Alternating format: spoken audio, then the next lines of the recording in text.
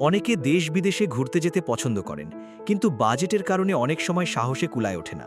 তবে কিছু দেশ আছে যেখানে শুধু পর্যটক ভিসা এবং অন্যান্য খরচও তুলনামূলকভাবে অনেক কম। এশিয়া ও আফ্রিকার কিছু দেশ সহজ ভিসা প্রক্রিয়া এবং সাশ্রয়ী খরচের কারণে ভ্রমণের জন্য উপযুক্ত। এক্ষেত্রে বিমান ভাড়া ও অন্যান্য আনুষঙ্গিক খরচের সঙ্গে পর্যটন ভিসার খরচ মিলিয়ে সিদ্ধান্ত নেওয়া যেতে পারে। এখন দেখে নেওয়া যাক এমন কয়েকটি দেশের তালিকা। নেপাল। নেপালের ভিসার খরচ খুবই কম। 15 দিনের জন্য খরচ পড়বে প্রায় 3600 টাকা, 30 দিনে প্রায় 6000 টাকা এবং 90 দিনে প্রায় 15,000 টাকা।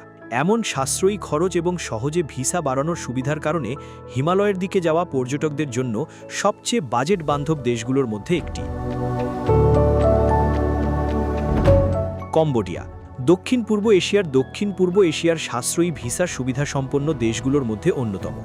30 দিনের পর্যটক ভিসার খরচ মাত্র প্রায় 3600 টাকা আর সাধারণ ভিসার খরচ প্রায় 4200 টাকা।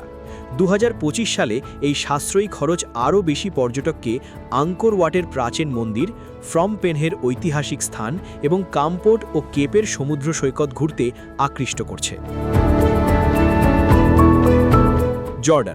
জর্ডানে 30 দিনের একক প্রবেশ ভিসার খরচ প্রায় 40 জর্ডানীয় দিনার, অর্থাৎ প্রায় 7000 টাকা।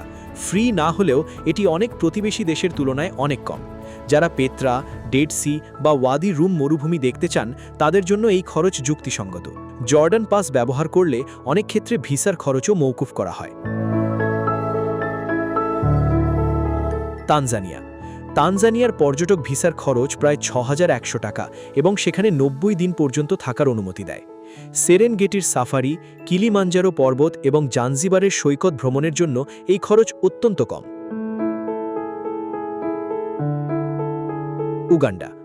উগান্ডার পর্যটক ভিসার খরচও প্রায় 6100 টাকা এবং এটি 90 দিনের জন্য বৈধ।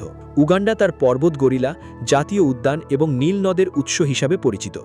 পর্বত গরিলা দেখতে গেলে জাতীয় উদ্যানগুলোতে ভ্রমণ করতে হয়। বিশেষ করে বুইন্দি ইমপেনেট্রেবল জাতীয় উদ্যান পর্বত গরিলা দেখার জন্য সবচেয়ে জনপ্রিয় স্থান। এই দেশগুলো বাজেট সচেতন পর্যটকদের জন্য সহজে ভ্রমণ এবং সাশ্রয়ী ভিসার সুবিধা দেয়। সময় সুযোগ থাকলে পরিকল্পনা করে ঘুরতে যেতে পারেন।